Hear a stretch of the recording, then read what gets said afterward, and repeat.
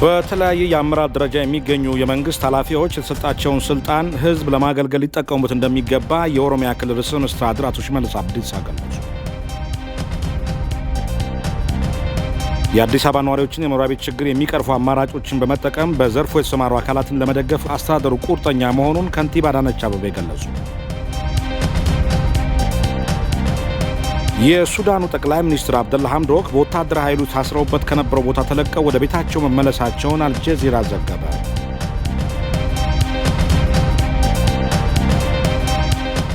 ጤና ይስጥልን እንደምንላችኋል ተመልካቾቻችን። 7 ሰዓት ሆኗል። ከኢትዮጵያ ቴሌቪዥን የሰዓቱን ዜና ነው። መሰለ ገበውት ነኝ። በተለያየ የአመራር ደረጃ የሚገኙ የመንግስት ኃላፊዎች የተሰጣቸውን ስልጣን ህዝብ ለማገልገል ሊጠቀሙበት እንደሚገባ የኦሮሚያ ክልል ርዕሰ መስተዳድር አቶ ሽመልስ አብዲሳ ገለጹ። የኦሮሚያ ክልል የአንደኛ ሩብ ዓመት አፋጸም ተገምግሟል። ይህንኑ የአፋጸም ግምገማ እየተከታተለ የሚገኘው ሪፖርተራችን ሳዳት ሙሐመድ ሳኒ ተጨማሪ መረጃ አድርሰውናል።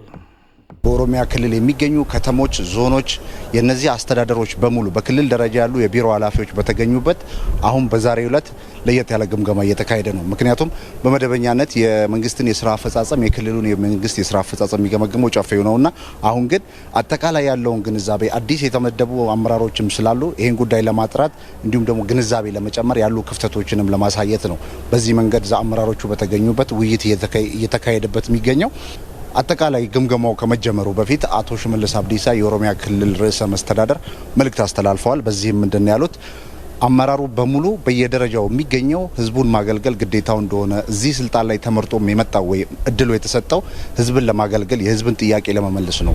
ምክንያቱም ህዝቡ የመረጠው ፓርቲው እንደ ፓርቲ ያሉበት ጉድለቶች ሁሉ እንዳሉ ሆነው እነዚህን ጉድለቶች የሚሸፍንበት አካሄድ አቅርቧል፣ አማራጭ አቅርቧል ብሎ ስላሰበ ይህንን ደግሞ ለመምላት አመራሩ የፓርቲው አካል እንደመሆኑ መጠን ደግሞ ይህንን ጋፕ ሞልቶ ህዝቡን ማገልገል አለበት።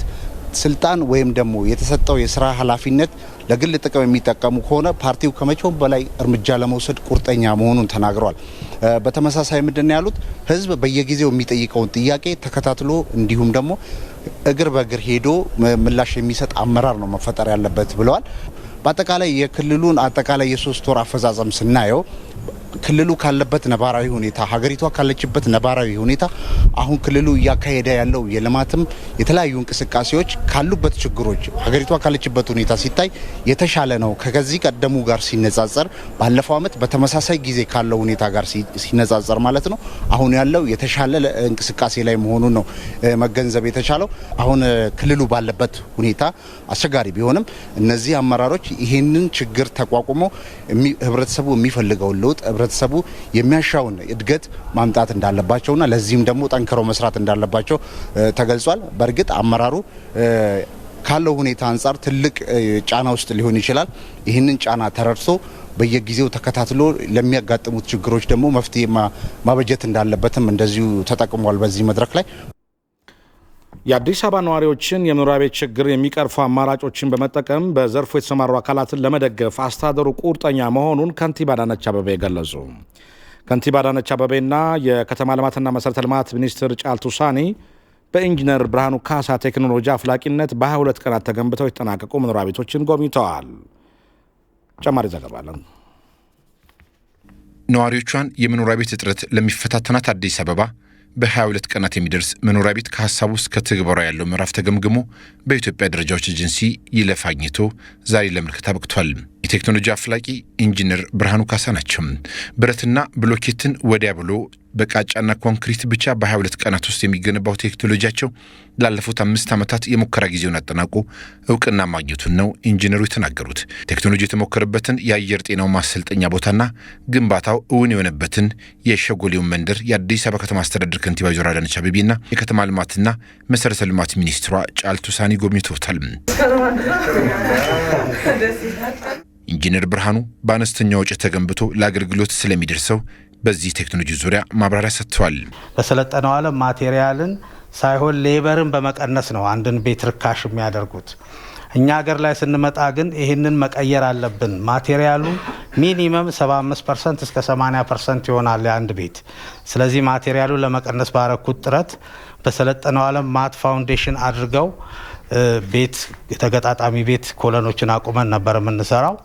እዚህ ግን የአማት ፋውንዴሽን በማስቀረት ኮንክሪትና ቃጫን የተደባለቀበት 5 ሴንቲሜትር ግድግዳ ብቻ በማምረት ያችን 5 ሴንቲሜትር ግድግዳ በመሬት ውስጥ በመቅበር መሰረትም እንዳይፈልግ በማድረግ እንደገና በስፔሻል ኮኔክሽን ሁሉም ግድግዳዎች 90 ዲግሪ ሰፖርት እንዲደራረጉ በማድረግ ራሳቸውን ችለው ቆመው ኮለንን እንዳይኖራቸው በማድረግ ቶፕ ታይቢምን በዚሁ አግባብ እንዳይኖራቸው በማድረግ አንድ ቤትን ያለምንም መሰረት ያለምንም ብሎኬት ያለምንም ኮለን ያለምንም ቶፕ ታይቢም ያለ ግሬድ ቢም መቆም እንዲችል በ5 ሴንቲሜትር በልስኑ ፍረት በሆነች ኮንክሪት ብቻ ከቃጫ ጋር ደባልቀን ቀደም ብለን በማምረት መስራት ቻለን።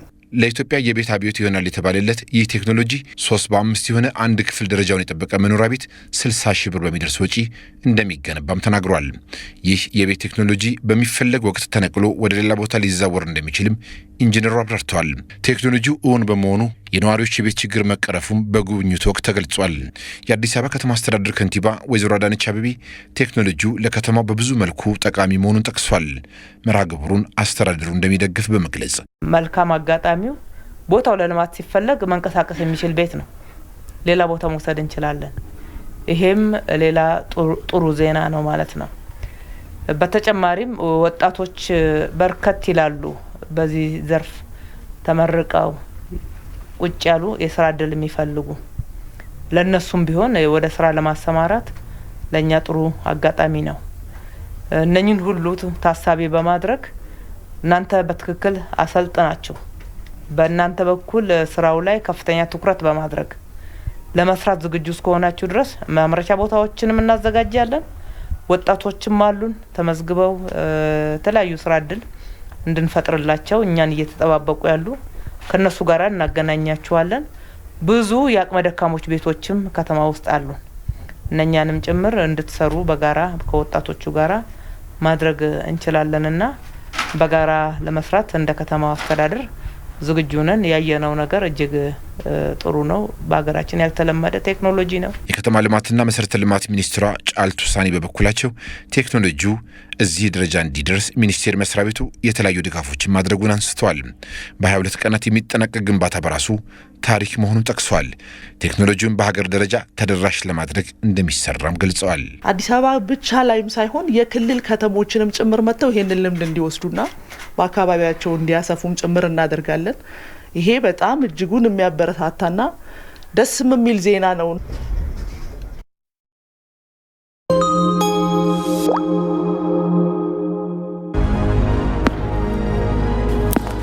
እነዚህ ታታሪ ሰራተኞች ቀን ከሌት የሚተጉ ሕይወት በምትሰጠን ፈተና በጥንካሬ የሚጋፈጡ ናቸው። በላባቸው ጠብታ በቀጥታ መስመር የሚጓዙ ፈታኙን የኑሮ ውጣ ውረድ ተቋቁመው ብሩሁን ጊዜ ለማየት በጽናት የሰሩ የራሳቸውን ዛሬ ትናንት የገነቡ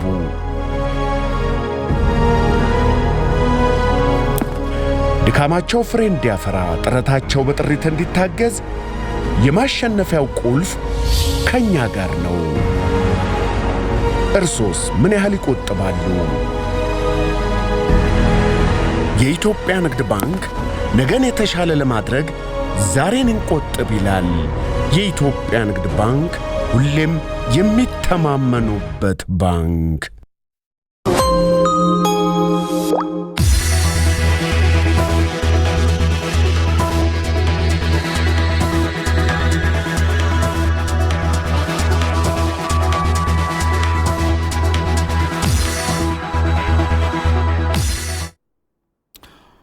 አሁን ደግሞ ደሴ የሚገኘው ሪፖርተራችን ተስፋዬ ጫኔ በደሴና በአካባቢ ያለውን ወቅታዊ ሁኔታ መረጃ ያደርሰናል። አሸባሪው የህወሓት ቡድን በተለይ ደግሞ መላው ሀገሪቱን ለማተራመስ እያደረገው ያለው እንቅስቃሴ በርካቶችን በችግር ውስጥ እያስገባ መሆኑ ይታወቃልና እንግዲህ ጁንታው በተደጋጋሚ በቃል አቀባዮችም ጭምር ሲናገረው እንደነበረው የመጨረሻ ዓላማው ኢትዮጵያንና ኢትዮጵያውያንን ማፈራረስ እንደሆነ ለዚህም ደግሞ እስከ ገሃነም የመውረድ ሀሳብም እንዳላቸው ጭምር በተደጋጋሚ ሲናገሩ እንደነበር ይደመጣልና ይህንንም ሀሳባቸውን ወደ ተግባር ለመቀየር በርካታ እንቅስቃሴዎችን እያደረጉ ነው የሚገኘው በመላው ሀገሪቱ በመላው በተለያዩ አቅጣጫዎች ማለት ይቻላልና እንግዲህ በሰሞኑ ለተመልካቾችም ስናደርስ እንደነበረው በወሎ ግንባር ያለው እንቅስቃሴ እንግዲህ የመከላከያ ሰራዊቱ በሰፊው እየመከተውና ሌሎች ከጸጥታ ኃይሎች ጋር በመቀናጀት በሰፊው እየደመሰሰው ይገኛል። ነገር ግን ቀደም ሲል ለማንሳት እንደሞከረው የዚህ ቡድን የመጨረሻ ዓላማ ኢትዮጵያ ማፈራረስና ዜጎችንም ለስደት ማዳረግ መሆኑ እርግጥ ነው። ይህን ለማሳካት እንግዲህ የተለያዩ አጋጣሚዎችን በመጠቀም ጭምር የቻለው ሙከራ እያደረገ ነው። ነገር ግን በተለይ ደግሞ በሀገር ወዳዱ የሀገር መከላከያ ሰራዊት፣ የፌዴራል ፖሊስ፣ የክልል የጸጥታ አካላትም ጭምር እየተመከተና ምላሽ እየተሰጠው ነው የሚገኘው። እንግዲህ ቀደም ሲል ለማንሳት እንደሞከርነው በዚህ ቡድን ምክንያት በርካቶች ተፈናቅለዋል።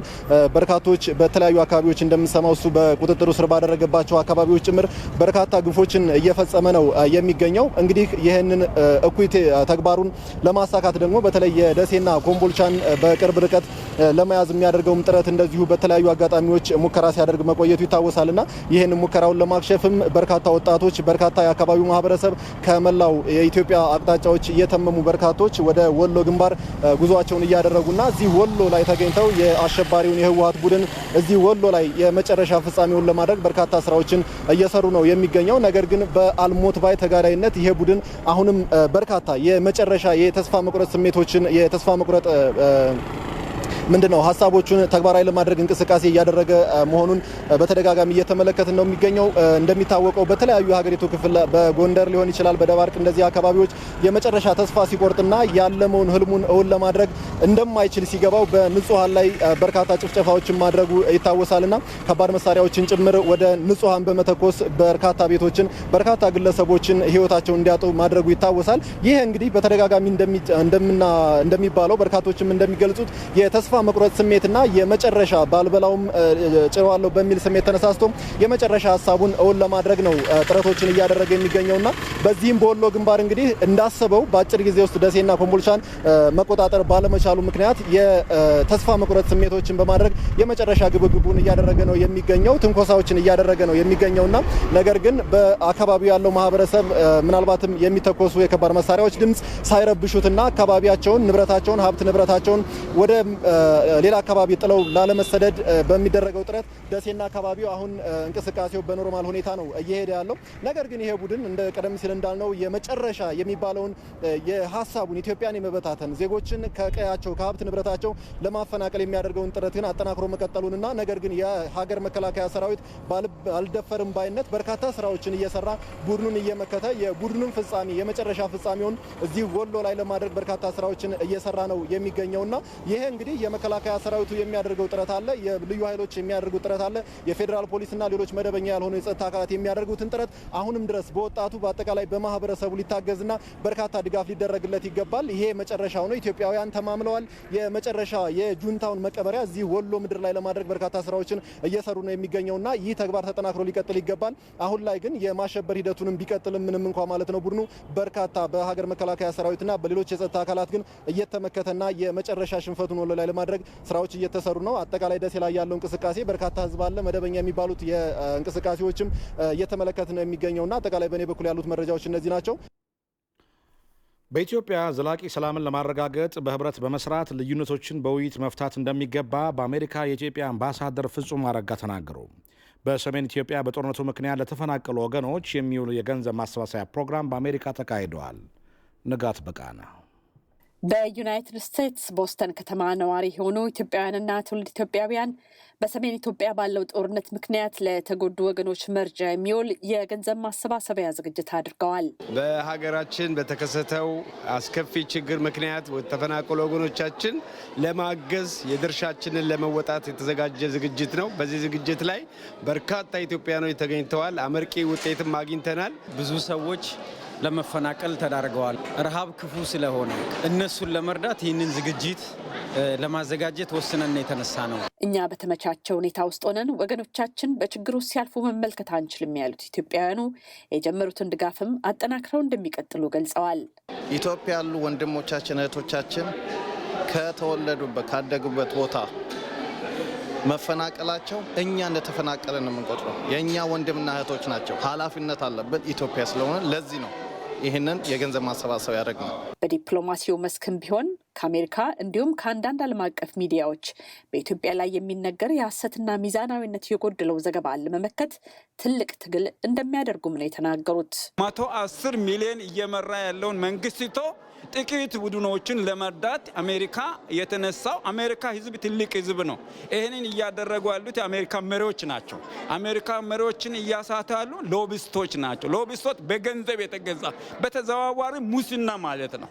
ስለዚህ ይህንን በመዋጋት ኢትዮጵያ አንድ ለአንድ ሆነን ተያይዘን ለሀገራችን መሟገት ያስፈልጋል። እያንዳንዱ ኢትዮጵያዊ አሁን ሰዓቱ ነው። ሀገራችንን ዲፌንድ የምናደርግ ህዝባችንን ዲፌንድ የምናደርግበት ሰዓት አሁን ነው። በአሁኑ ሰዓት የምዕራባውያን በአጠቃላይ በተለይ ዩናይትድ ስቴትስ አሜሪካ ኢትዮጵያ ላይ እየወሰደች ያለችው ጫና በጣም ከሚገባው በላይ አሳዝኖናል። በተቻለ መጠን ይህንን ጫና እንዲያረግቡ በአካባቢያችን ባሉ ተመራጮች ላይ ግፊት እያደረግን ለማስቆም ብዙ ስራ እየሰራን ነው። ይህንንም ለመተግበር በምንመርጣቸው ፓርቲዎች ላይ ድምጻችንን ባለመስጠት በተለያዩ መንገዶች ይህንን ነገር ለማስቆም ትግል እያደረግን ነው። በእውነቱ በጣም እየተሰማን ነው። አሜሪካ ኢትዮጵያ ላይ የምታደርገው ብዙ ተጽዕኖ ምክንያቱ ይገባናል።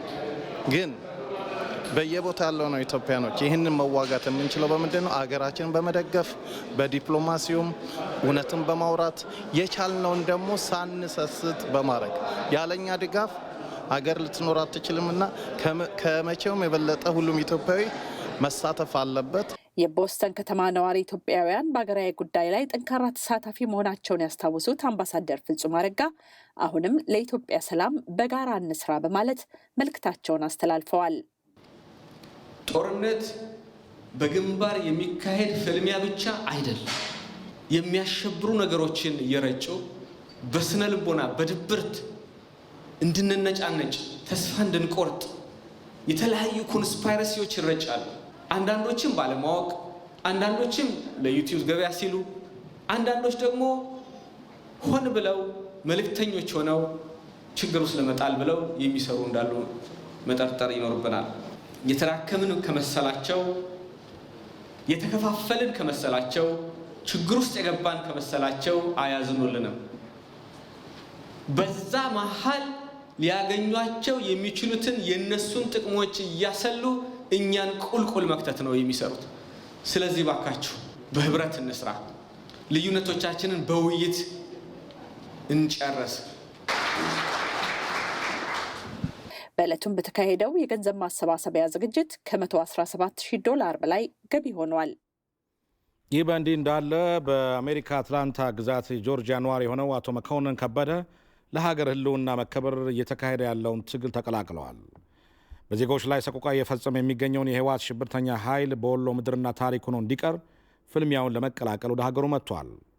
ሳራ ስላሴ ነዋሪነቱ በአሜሪካ አትላንታ ጆርጂያ የሆነው መኮንን ከበደ የሀገር ህልውና ዘመቻውን ለመቀላቀል ወደ ኢትዮጵያ በመመለስ አሸባሪውን ህወሓት በመፋለም ላይ ይገኛል። እስካሁንም በተለያዩ አውደ ውጊያዎች ላይ ተሳትፏል።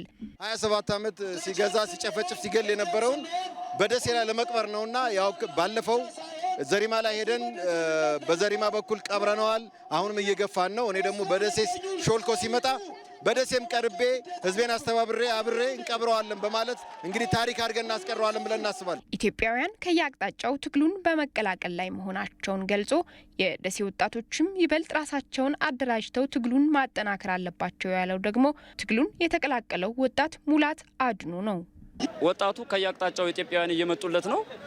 ስለዚህ የደሴ ወጣት ደግሞ እስካሁን እያደረገው ያለው ተጋድሎ እጅግ የሚበረታታ ሆኖ አሁን ደግሞ የበለጠ ከዚህ በበለጠ ራሱን አደራጅቶ ይህን ጠላት ባጭር ጊዜ ውስጥ ከአካባቢው ማስወገድ አለበት። ለዚህ ደግሞ ጠንካራ አደረጃጀት ያስፈልጋል። ለሰራዊቱ ለሚዋጋው ሰራዊት ደጀንነት ያስፈልጋል። ሁሉም ዜጋ ትግሉን በመቀላቀል አሸባሪውን ኃይል እንዲደመስስም ጥሪ አቅርበዋል። አቶ መኮንን ወጣቶች በተቻለ መጠን ወያኔ እንደተደራጀው ከህፃን እስከ ወጣት ሽማግሌ በሙሉ አንድ ሆነን ተነስተን ይሄንን ጁንታ መቅበር እንችላለን። በተግባርም ደሴ ላይ እየሰራን ነው፣ እያሳየን ነው።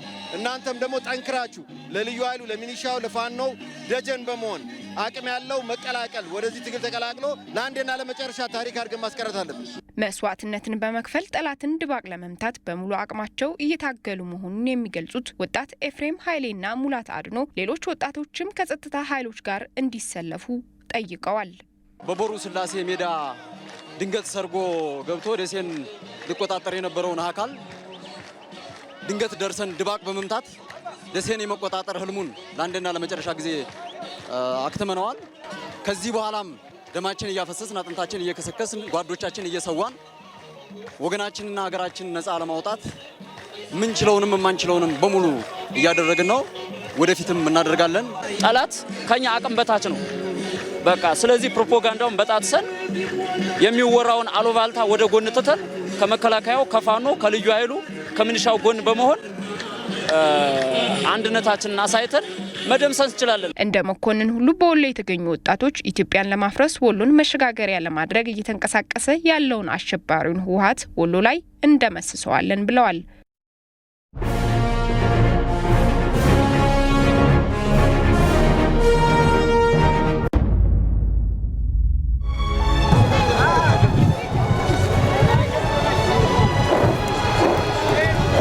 ሰርተን እንድንኖር የዳር ድንበራችን እያስጠበቀልን ያለው መከላከያ ሰራዊታችን፣ ክብር ለመከላከያ ሰራዊታችን፣ እንዲሁም የክልሎቹ የልዩ ኃይላችን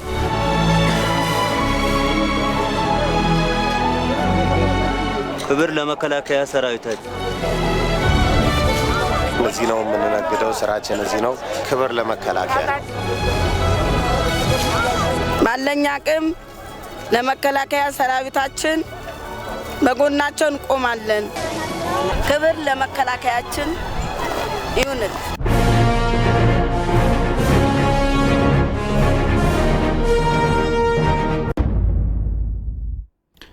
ዜናዎቻችን ይቀጥላሉ። በአፋር ክልል አሳይታ ወረዳ አሸባሪ ህወሓት ቡድን በአፋር በንጹሃን ዜጋዎች ላይ እያደረሰ ያለውን ጭፍጨፋ በመቃወም ህዝባዊ ሰልፍ ተካሄደ። በተቃውሞ ሰልፉ ላይ የሽብር ቡድኑ የኢትዮጵያ ጠላት ነው፣ ቡድኑ በአፋርና በአማራ ክልል እያደረሰ ያለው ጭፍጨፋን እናወግዛለን የሚሉና ሌሎች መፈክሮች ተስተጋብተዋል። ሪፖርተራችን አሊ ሚራ ሙሳ አስተያየቶቹን አድርሶናል። ናርሳው ካስተና ወርግ ያብነ ዑንዳኔተና ያብነ ሳዮና ያብነ ታዋይ ሰዒቲ ሚጋዓላ ከዚህ በፊት ልክ እንዳደረግነው በፈንቲረሱ በኩል ያደረግነውን ታሪካዊ የሆነ ድል አስመዝግበናል። አሁንም ሁሉም የአሳይታ ማህበረሰብ በተሰጠን ግንባር በመዝመትና ድጋፍ በማድረግ ይህን የሽብር ቡድን ለአንዴና ለመጨረሻ ጊዜ መውጫ ቀዳዳ በማሳጣት መደምሰስ አለብን። እኛ አፋሮች በጣሊያን፣ በግብፅ በተለያዩ ጊዜያት በደረሰብን ወረራ እንኳን አልተንበረከክንም። የቀድሞ አባቶቻችን በደምና በአጥንት ያስረከቡንን ሀገር የአሁኑ ትውልድ ለዚህ ለማይረባ ሽፍታ አሳልፈን የምንሰጥ ትውልድ አይደለንም።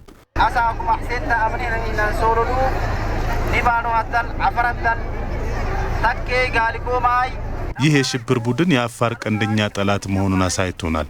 ሕፃናትን፣ እናቶችን፣ አባቶችን በመጨፍጨፍም አረመኔነቱን አሳይቶናል። ስለሆነም ከዚህ የሽብር ቡድን ከዚህ በላይ የምንጠብቀው ነገር የለም።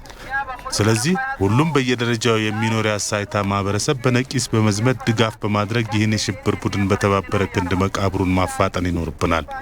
ከአሁን ሰዓት ጀምሮ ወጣቱ ለመዝመት መነሳት አለበት። አፋር ሻዕቢክ ለጉዳዕ ተዳክታ ለመኮ ለሸረፍካ አርጌ ከለዲኒካ ካክባይሳካይ የአፋር ህዝብን ክብርና ማንነት የደፈረው የሽብር ቡድን በድጋሚ ለማውገዝ እዚህ ተገኝተናል። ይሁንና እኛ አፋሮች የሰውን አካባቢ ሄደን አልደፈርንም፣ አልወረርንም። የሽብር ቡድኑ ራሱ በሰላም በምንኖርበት ምድር ነው የወረረን። ይሄ ለሁለተኛ ጊዜ ነው። አሁን በምናደርገው ትግል ይሄ የሽብር ቡድን አሁንም በድጋሚ ህፃናትና እናቶችን እንዲጨፈጭፍ መፍቀድ የለብንም። ተባብረን የገባበት ገብተን መቅበር ይገባናል። አናተኒታን ሶሎካኖ ሱብለሚ ዱንታ ኒባሮ ታብታ ተኒታን ጋበቱ ከረዶ እንደሚታወቀው ከዚህ በፊት በፈንቲረሱ በኩል የገባውን ቡድን ሙሉ ለሙሉ በሽንፈት እንዲፈረጥጥ አድርገናል። በሌላ አቅጣጫ ቀይሶ በጭፍራ በኩል ሊወረን የመጣውን የሽብር ቡድን ልንመክተው ይገባል። እኛ አፋሮች እኮ አባቶቻችን ታንክ በእጃቸው የማረኩ ጀግኖች ትውልድ እኮ ነን። አሁን ሁላችንም ወደ ግንባር እንዝመት። ጊዜ ሊሰጠው የሚገባ ቡድን አይደለም። የህወሓት የሽብር ቡድን እስኪወገድ ድረስ ለህልውና ዘመቻው የሚደረገው ሁለንተናዊ ድጋፍ ተጠናክሮ ይቀጥላል ሲል የሲዳማ ክልል ሰላምና ጸጥታ ቢሮ አስታወቀ። የክልሉ ወጣቶችም የሀገር ሉዓላዊነትን ለማስከበር በሚደረገው ትግል አስፈላጊውን መስዋዕትን ለመክፈል ዝግጁ መሆናቸውን አስታውቀዋል። አስተያየታቸውን ተካተን እንመለስ። እነሱ ወሬዎች ሀገራችንን ለሽብር ውስጥ ሊያስገባት እንደማይችል የኢትዮጵያ ሕዝብ አንድነቱን ጠብቆ እያረጋገጠ ነው የሚገኘው። ከዚህ ጋር ተያይዞ የኢትዮጵያ መንግስትም ደግሞ ጠንከር ያለ እርምጃ በመውሰድ በየቦታ ሰራዊቶቻችን በተሰለፉበት ግንባሮች ላይ አመርቂ ድሎችን እያስመዘገቡ ነው የሚገኙት። አሸባሪው ኃይል ጦርነቱ እዛው ተጀምሮ እዚያው እንዲያበቃ አይደለም የሚፈልጉት፣ በየአካባቢው ችግር እንዲፈጠር ነው የሚፈልጉት። ይሄን ለመቀየር ግን አመራሩ ነቅቶ ማገዝ የሚገባውን እዛ ጦርነቱ ባለበት ማገዝ የሚገባውን ነገር እያገዘ ችግሩን እየፈታ መሄድ ነው የሚያስፈልገው። መረጃውን በደንብ አውቆ ሳይረበሽ ችግሩ ለመፍታት መሄድ እስካለን ድረስ መሄድ ነው፣ እስከ ጦር ሜዳ ድረስ ማለት መዋጋት እስከሚቻል ድረስ። ምክንያቱም ያም የቆመ መከላከያ ሰራዊት የኛ ደጀን ነው። ምክንያቱም ለነሱ ብቻ ማቆም የለም፣ ባለን አቅም በገንዘብ በኃይል በራሳችንም ተነሳሽነት ሄዶ ያለን አስተዋጽኦ ማድረግ ይገባናል። ወጣቱ ኢትዮጵያን ወዶ ችግሩን ፈቶ ማድረግ በሚገባው በገንዘቡ በአቅሙ በጉልበቱ በእውቀቱ እችን ሀገር አድኖ ወደ ብልጽግና ማማ እንድትሄድ ከዛ እንዲጠቀም ለማድረግ መዝመት ሲያስፈልግ እየዘመተ ገንዘብ ማውጣት ሲያስፈልግ እያዋጣ በሁሉም ነገር መስራት የሚጠበቅበትን እየሰራ እንዲቀጥል ለማድረግ ነው ወጣቱ የሚጠበቀው ማለት ነው። እነሱም አሉባልታ ይዞ ነው ትዊተር ላይ የሚለቀቁ ነገሮችን ይዞ ነው የውሸት ነገር፣ ግን እኛ የእውነት የሆነውን ትዊተር ላይ መልቀቅ የሚገባን ፌስቡክ ላይ ሚዲያ ላይ ሁሉንም መጠቀም የምንችለው የኛ ሚና ይገባዋል። ስለዚህ እኛም ደግሞ እውነታዊ የሆነውን በትዊተርም ቢሆን በፌስቡክም ማድረግ ነው ያለብን።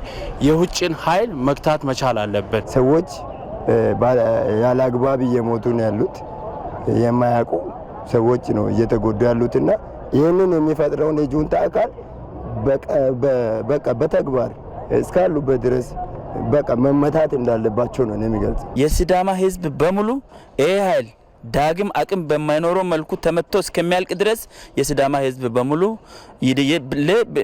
ከመቼውም ጊዜ በላይ ለግዳጁን ተቀብሎ ለመሰማራት ዝግጁ ናቸው። አሁን ከሰሞኑ የሚነዛው በአጭር ጊዜ ውስጥ እንደዚህ እናደርጋለን፣ በየአካባቢ ችግር ይነሳል ምናምን ነገር የሚለው ወሬ አሉባልታ መሆኑን የሀገራችን ሕዝቦች በሙሉ ማወቅ ይኖርባቸዋል።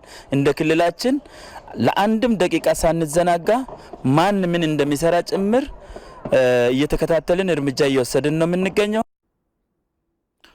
በሁርሶ ኮንቲንጀንት ወታደራዊ ማሰልጠኛ አራተኛ ዙር መደበኛ ሰራዊት ምልምል ሰልጣኝ ወታደሮች ሀገራቸውን ከማንኛውም ጥቃት ለመከላከል የሚያስችል ወታደራዊ ሙያና ብቃት እያገኙ መሆኑን ገለጹ። በማሰልጠኛ ማዕከሉ አንጋፋ ሙዚቀኞች ለምልምል ወታደሮቹ የሙዚቃ ስራዎቻቸውን አቅርበዋል። ዳንኤል አማረ በሁርሶ ኮንቲንጀንት ማሰልጠኛ ማዕከል የአራተኛ ዙር መደበኛ ሰራዊት ምልምል ሰልጣኞች በማዕከሉ እየተሰጣቸው ያለው ስልጠና ሀገራችን ላይ የሚሰነዘሩ ማንኛቸውንም ጥቃቶች ለመመከት የሚያስችል መሆኑን ጠቅሰው በእውቅና አንጋፋ ሙዚቀኞች የቀረበው የሙዚቃ ድግስም ወኔና ሞራልን የሚገነባ መሆኑን ነው የገለጹት። ስነ ልቦናችንን የሚያጠነክር ነው። እኛ ከስፖርቱና ከተለያዩ ከተኩስ ስልጠናዎች በተጨማሪ ስነ ልቦናችንን እንድንበረታ የሚያደርግ ሙዚቃ ነው እየተለቀቀ ያለው ከጎናችን። በጣም አሪፍ ነው። እናመሰግናለን። ሀገሬ ጉዳይ ነው የመጣው እዚህ ሀገሬ ተነክቶ ጋር ሲባል ማንም መንካት አይችልም እና ጀግኖች ሀገር ናት ኢትዮጵያ፣ የአፍሪካ ኩራት ናት። ስለዚህ እኛም ማንም መደፈር አይችልም ብለን እዚህ ተነስተን መጠናል። ለ48 ዓመታት በወታደርነት ሀገራቸውን ማገልገላቸውን የገለጹት ሻምበል ተሾመ ዳኘም ጁንታው ሀገርን ለማፍረስ በከፈተብን ጥቃት ሀገርን ከመፍረስ ለመታደግ የሞቀ ኑሯቸውን በመተው ሰራዊቱን ተቀላቅለው በአሰልጣኝነት ሰራዊቱ የተሟላ ወታደራዊ እውቀትና ክህሎት እንዲጨብጥ ለማድረግ እየሰሩ መሆናቸውን ነው የተናገሩትም። መንግስት ባደረገልን ጥሪ መሰረት ይህንን ሰራዊት ተቀላቅዬ አስፈላጊውን ዝግጅት በማድረግ ለሚቀጥለውም ሌሎች ኃይሎች መልስ የሚሰጥ ዝግጅት በሚደረገው የራሴን አስተዋጽኦ ለማድረግ ወደዚህ መጥቻለሁ። ሞቅ ያለ ህይወት ነበረኝ። የመኪናዬን ቁልፍ መኪናዬ ላይ ሰክቼ ነው የመጣሁት። የሞቀ ቤት ነበረኝ። ልጆችም በውጭ ሀገር እንኳን ለሌላ የሚተርፍ አቅም ያላቸው ናቸው። ነገር ግን ከሀገር የሚበልጥ ነገር የለም። ታሪክ ኃላፊነትን ለመውጣት ነው የመጣሁት። የሙዚቃ ስራዎቻቸውን በሁርሶ ኮንቲንጀንት ማሰልጠኛ ተቋም ተገኝተው ካቀረቡት ድምፃውያን መካከል ድምፃዊ መስፍን በቀለ በበኩሉ ወታደርነት ሀገርና ሕዝብን ከፍ የሚያደርግ የተከበረ ሙያ መሆኑ ነው የተናገረው። ይህ ልብስ መልበስ ብቻ እና መስፈን ብቻ ሳይሆን በድንበር ላይ ራሱ ብሞት ደስታዬን አልችለውም። ለእናት ሀገር ክብር በእውነት የውትድርና ሁሉ ጊዜ የሚቆጨኝ በውትድርና ህይወት ውስጥ አለማለፍ ይቆጨኝ። በሁርሶ ኮንቲንጀንት ማሰልጠኛ ማዕከል ተገኝተው የሙዚቃ ስራዎቻቸውን ያቀረቡት ድምፃውያን በሙያቸው ሀገራቸውን ከማገልገል ባለፈ በአስፈላጊው ነገር ሁሉ ከሰራዊቱ ጎን እንደሚሰልፉም ገልጸዋል። ለኢቲቪ ዜና ዳንኤል አማረ ከሁርሶ። የኦሲስ አቢሲኒያ ጋርመንት ድርጅት ባለቤት አቶ ይልቃል ቢሰነብት በህልውና ዘመቻው ጉዳት ደርሶባቸው በደጀን የመጀመሪያ ደረጃ ሆስፒታል ሕክምና የተደረገላቸው ለሚገኙ የመከላከያ ሰራዊት አባላት ድጋፍ አደረጉ። ድርጅቱ በህልውና ዘመቻው የተሳተፉ ለሚገኙ የመከላከያ ሰራዊት አባላት፣ ለልዩ ኃይልና ለሚሊሻ አባላት የሚያደርገውን ድጋፍ አጠናክሮ እንደሚቀጥል የድርጅቱ ተወካይ ዋና ሳጅን ጥላሁን ታዴ ገልጸዋል። እርዳታ የተለያዩ አንሶሎችን ነው ይዘን የመጣን። ግምቱ በአጠቃላይ 130 ሺህ የሚያወጣ አንሶላ ርክክብ አድርገናል። ከዚህ በፊትም ያደረገዋለሁ ሉማሜ አንድ ወረዳ ላይ ዛሬው በዚህ በተመሳሳይ ቀን 262 አንሶሎችን ነው እርዳታ ያደረግ። ስለዚህ አሁን ከዚህ በፊትም እንዲሁም በአፋር ክልል እንዲሁም ደግሞ በጎንደር ክልል የቴምብር ግምቱ ወደ 400 ሺህ የሚያወጣ ቴምብር የመላክና እንዲሁም ደግሞ ወደ 10 ሰንጋ በሬዎችን እርዳታ የማድረግ ስራ ነው የተደረገው። ድጋፍ የተደረገላቸው የመከላከያ ሰራዊት አባላትም ምስጋና አቅርበዋል። የወገን አለኝታነት ስሜት እንደተሰማቸው ነው የተናገሩት። በተደረገልን ድጋፍ በጣም እጅግ እናመሰግናለን። ማንኛውም ሰው እዚህ ከገባንበት ሰዓት ጀምሮ ያለው ርብርብና ያለው እንክብካቤ እና ያለው ድጋፍ በጣም አሪፍ ነው። በዙ ቢቀጥል ደስ ይለናል። ከልብ እናመሰግናለን። ዶክተሮቹም በየሰዓቱ በየሰከንድ ተከታትሎ እያከሙ ስለሚገኙ በጣም እናመሰግናለን። በዚህ ብትቀጥሉ አሪፍ ነው ብለን ተስፋ እናደርጋለን። በአማራና በአፋር ክልሎች በጦርነቱ ሳቢያ ለተፈናቀሉ ዜጎች የሚደረገው የሰብአዊ ድጋፍ ተጠናክሮ መቀጠሉን የአደጋ ስጋት ስራ አመራር ኮሚሽን ገለጸ። የኮሚሽኑ የህዝብ ግንኙነት ኃላፊ አቶ ደበበ ዘውዴ ለኢትዮጵያ ዜና አገልግሎት እንዳሉት በጦርነቱ ምክንያት ለተፈናቀሉና ችግር ለገጠማቸው ዜጎች ሰብአዊ ድጋፍ እየተደረገ ነው። ድጋፉም ከአጋር አካላት ጋር በመቀናጀት እየቀረበ መሆኑን አስረድተዋል። በተለይም ደግሞ በአማራ ክልል የተፈናቃይ ዜጎች ቁጥር እየጨመረ መምጣቱን ገልጸው በአሁኑ ወቅት በክልሉ ከቀያቸው ላይ የተፈናቀሉ ዜጎች ቁጥር 945 ሺህ ደርሷል። ከእነዚህ መካከል 459,760ዎቹ በደቡብ ወሎ ዞን የሚገኙ መሆናቸውን ጠቁመው ኮሚሽኑ ተፈናቃዮቹን ለመደገፍ ትኩረት ሰጥቶ እየሰራ ነው ብለዋል። እስካሁን ባለው ሂደት 122,000 ኩንታል በላይ እህል ወደ ስፍራው እንዲላክ መደረጉንም ጠቁመዋል። ገፋ ብሎ የታየው በአማራ ክልል ያለው ተረጂ ነው። ኦልሞስት በአሁን ሰዓት 945,000 በላይ ደርሷል። በላይ ነው የምንለው በመንግስት ድጋፍ እየተደረገላቸው ያሉት በተለይም በደቡብ ወሎ ዞን አሁን ወደ 459,763 ደርሷል። እስከ ጥቅምት 9 ድረስ በተለይ ለ724,744 ወገኖች 122,844 ኩንታል እህል ወደ ቦታው እንዲላክ ተደርጓል። አፋር በአሁን ሰዓት አፌክትድ የሆነው 265,000 ደርሷል። 76,000 ግን በአይዲፒ ደረጃ ሆኖ ድጋፍ እየተደረገለት ነው። በፈረንጆች አቆጣጠር እስከ መስከረም 30 ድረስ 35,637 ኩንታል እህል በቦታው ሄዶ ለ235,000 ተፈናቃዮች ድጋፉ ተሰጥቷቸው በአደጋ ስጋት አመራር ኮሚሽንና በዓለም ምግብ ፕሮግራም አማካኝነት። በሌላ በኩል በኦሮሚያ ክልል በቦረና ዞን በተከሰተ የድርቅ አደጋ ምክንያት 160,000 በላይ ዜጎች ከቀያቸው ተፈናቅለዋል። የሰብአዊ ድጋፍ እየቀረበላቸው መሆኑን ነው አቶ ደበበ የሚናገሩት። በቦረና ድርቅ ተከስቷል። ይሄ ድርቅ የተከሰተው በአካባቢው አጠራር የሀገያ ዝናብ እጥረት በመከሰቱ ነው። ይህን ባገናዘበ መልኩ ድጋፍ እየተደረገ ነው። በአሁን ሰዓት 166,000 ተፈናቃዮች ነው ያሉት፣ ማለት ተረጂዎች ነው ያሉት። አፌክትድ የሆኑት 166,000 ነው። ለነዚህም የሚሆን 27,900 ኩንታል በ23 ወረዳ ላሉት እንዲደርሳቸው ተደርጓል። በሐረሪ ክልል የተመሰረተው አዲሱ መንግስት የህዝቡን ጥያቄ መመለስ የሚያስችሉ ተግባራትን ማከናወን ይኖርበታል ሲሉ የሐረሪ ክልል ነዋሪዎች ተናገሩ። አስተያየታቸውን ተከታተል እንመለስ። ያው እንደ ነዋሪም እንደ ወጣትም በተለይም ደግሞ አሁን የሚስተዋለውን የስራ አጥነት ጉድለትን የመቅረፍ ነገር በዋናነት ደግሞ ሰላም ሲኖር ነውና ስራም የሚገኘው ሌላም ነገር የምሰራው ሰላም ሲኖር ነውና በተለይም አሁን ላይ የሚታየው ግርግር በዘላቂነት የመፍታት ነገር ሊኖር ይገባል ባይ ነኝ። በተለይም ህግ የማስከበር ዘመቻ ላይ የማያዳግም እርምጃ መወሰድና ጥርት ያለ ነገር መታየት መቻል አለበት ብዬ አስባለሁ። ከጦርነት በኋላ የሚመጡ ተጓዳኝ ነገሮች ስላሉ በጦርነቱ ራሱ ብዙ ሳይድ ኢፌክቶች የመጡም ስላሉ በተለይም ደግሞ መፈናቀሎች፣ ረሃብ፣ ስደት የተለያዩ ነገሮች ስለሚመጡ እነሱም በዘላቂነት የመቅረፍ የመንግስት ትልቁ ኃላፊነቱ ነው ብዬ አምናለሁ። አሁን ትኩረት የሚደረገው በስራ አጡ ላይ እና የኑሮ ውድነት ደግሞ በጣም መንግስት የአዲሱ መንግስት ትኩረት አድርጎ ቁጥጥር አድርጎ በነጋዴውም ላይ ያለው ነገር እስከታይ ድረስ መዋቅር ድረስ ወርዶ ቢሰራ መልካም ነው ብዬ አስባለሁ። አመራር ህዝቡ የሚፈልገው ብዙ ነገር አለ። አንደኛ ሰላምን ማስጠበቅ መቻል አለበት። ሁለተኛ ደግሞ ገበያ ሁኔታን ማረጋጋት መቻል አለበት። ኑሮ በብዙ አንግል ከበፊቱ እየጨመረና የሰው የመኖር ዋስትና በጣም ዝቅተኛ እየሆነ የመጣበት ዘመን ስለሆነ መንግስት በኑሮ ውድነት ላይ ትኩረት ሰጥቶ መስራት አለበት። ለአሻጥረኞችንም ለህግ ፊት በማቅረብ ልማታዊ መንገድ በማስያዝ የቀሩትንም ትምህርት በመስጠት የነበረውን ሁኔታ ለውጥ በማምጣት ይህንን ደግሞ ለውጥ ለማምጣት ህዝቡ ከጎን በመቆም ያሉትን ህዝቡም አጋልጦ መንግስት ብቻ ላይ አይደለም ህዝቡ ራሱ መንግስት እንደ መንግስት ሆኖ አካባቢው ያለውን ችግር ከህግ ቆም በመቆም እና ያሉትን ሁኔታዎች በማጋለጥ ምርት የሚደብቁትንም አሻጥር የሚሰሩትንም በማጋለጥ ለህግ ፊት ማቅረብ አለባቸው።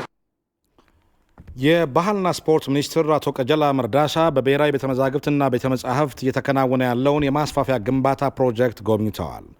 የሀገር ግንባታ መሰረት የሆኑ የባህልና ቱሪዝም ተቋማትን መጠበቅና መንከባከብ ከሁሉም ዜጋ የሚጠበቅ ኃላፊነት መሆኑን አቶ ቀጀላ መርዳሳ ተናግረዋል።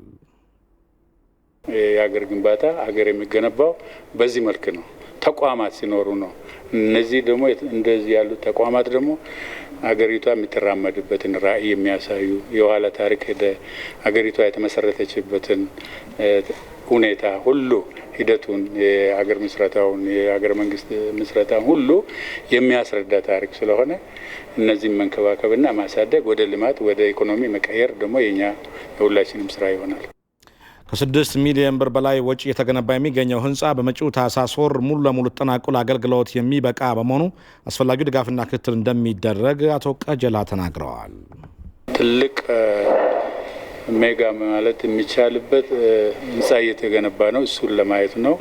ምን ላይ እንደደረሰ የት እንደደረሰ ምን ያህል እንደሚቀር ግንባታው ዞረን ስናይ ነበር። ይህንን አይተን እንቅስቃሴዎችን አይተን ጉድለቶች ካሉ ክፍተቶች ካሉ ለማሟላት ወይም ለማገዝ እዚህ ቦታ ላይ ተገኝተን። የውጭ ዜና። የሱዳኑ ጠቅላይ ሚኒስትር አብደላ ሐምዶክ በወታደራዊ ኃይሉ ታስረውበት ከነበረው ቦታ ተለቀው ወደ ቤታቸው መመለሳቸውን አልጀዚራ ዘገበ። የጠቅላይ ሚኒስትሩ መለቀቅ የዓለም አቀፉን ጫናን የዲሞክራሲ ናፋቂ ሱዳናውያንን የተቃውሞ ድምፅ መነሻ ያደረገ መሆኑ ተገልጿል። ጠቅላይ ሚኒስትር አብደላ ሐምዶክን ከስር ይለቀቁ እንጂ ከመኖሪያ ቤታቸው ውጭ እንቅስቃሴ እንዳያደርጉ ከፍተኛ የጦር ኃይል እየጠበቃቸው ይገኛል። አብደላ ሐምዶክ ወደ መኖሪያ ቤታቸው ከተመለሱ በኋላ ከአሜሪካው የውጭ ጉዳይ ሚኒስትር አንቶኒዮ ብሊንከን ጋር መነጋገራቸው ተሰምቷል። የተባበሩት መንግስታት ድርጅት ዋና ጸሐፊ አንቶኒዮ ጉተሬዝ ሐምዶክ በአስቸኳይ እንዲለቀቁና መፈንቅለ መንግስቱ የጸጥታው ምክር ቤት መላ እንዲለውም ጠይቀዋል። የዓለም አቀፉና የውስጥ ጫና እየበረታባቸው የሚገኙት የሱዳን ወታደራዊ ኃይል መሪ ጀነራል አብዱልፈታህ አልቡርሃን በቁጥጥር ስር የዋሉ ሚኒስትሮችን እንደ ሐምዶክ ሁሉ ንጽህናቸውን እያየን እንለቃለን ሲሉ መግለጫ ሰጥተዋል። ያም ሆነ ግን ሱዳናውያን የሲቪል አስተዳደሩን እንዲመራና ዲሞክራሲ እንዲሰፍን በተቃውሞ ሰልፍ መጠየቃቸውን ቀጥለዋል። በዚህም ከ10 በላይ ዜጋዎች ሕይወታቸውን አጥተዋል።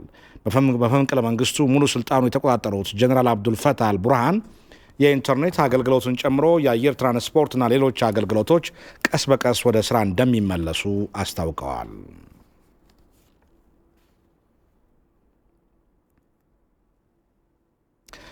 ተመልካቾቻችን አሁን ደግሞ ወደ ቢዝነስ ዘገባ እንሻገር። ሞላ አለማዩ ይጠበቃል ነው። ሞላ እንደምን ዋልክ? ሰላም መሲ እንደምን ውላል? ደህና። ወደ ዘገባው እንለፍ። መልካም